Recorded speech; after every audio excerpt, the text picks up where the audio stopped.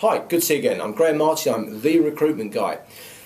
This video is particularly for people who want to become an estate agent. They're looking for a job in real estate or estate agency.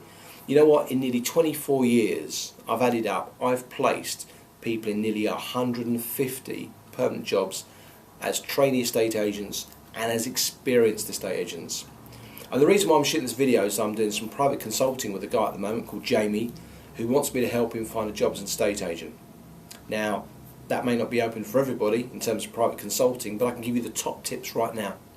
Now, the first thing is that irrespective of what your background is, you have to stand out to your future employer, your future boss, your future estate agent mentor, let's say. And the way you do that, to start with, was two ways. Firstly, on paper, and secondly, on the telephone.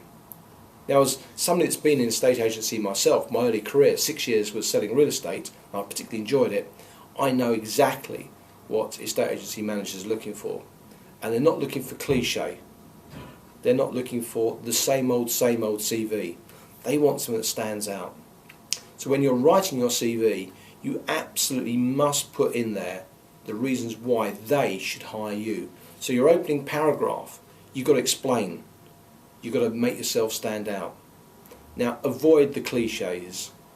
Motivated, team player, enthusiastic, hardworking. They've seen it all before. You need to be able to identify what you've done in your previous career, your previous jobs, your previous successes and achievements that relate to their particular role. And of course, one would hope you've got a background in selling, and if so, you need to put down there your specific achievements. How much or what the volume was of whatever product or service you sold, how successful you were, how you were ranked within the company.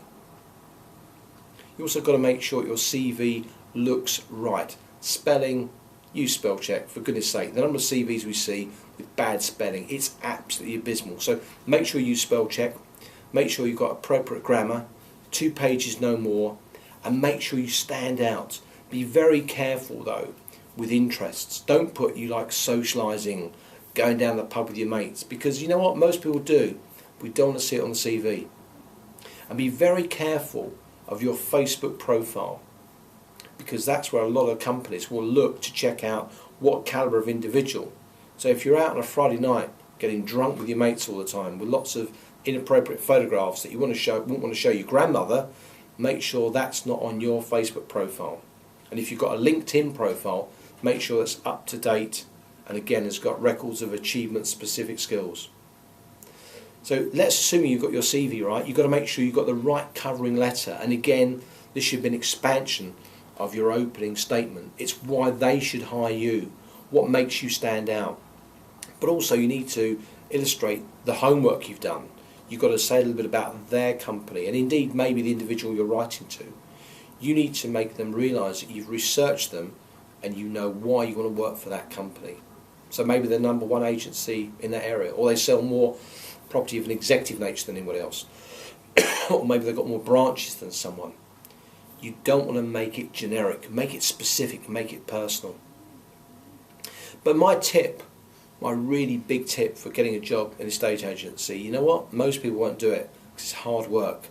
I suggest that you write a personalised letter, you get a really good CV, and you physically go into the estate agency office, look in $1 million and present yourself, hopefully to the individual that you want to work for, if not one of his colleagues or her colleagues, and leave a CV.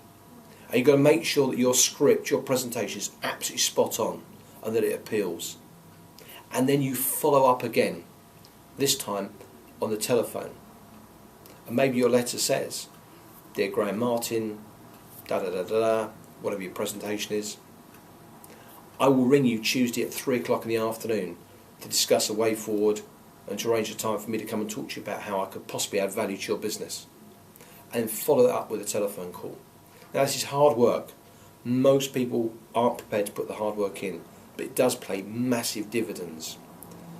Now of course you can only do probably 3 or 4 a day if you can do it on a regular basis, if you've got a day off or something.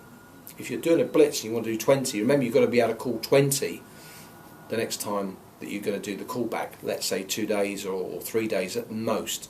So do factor in that you're going to be calling back sometime afterwards.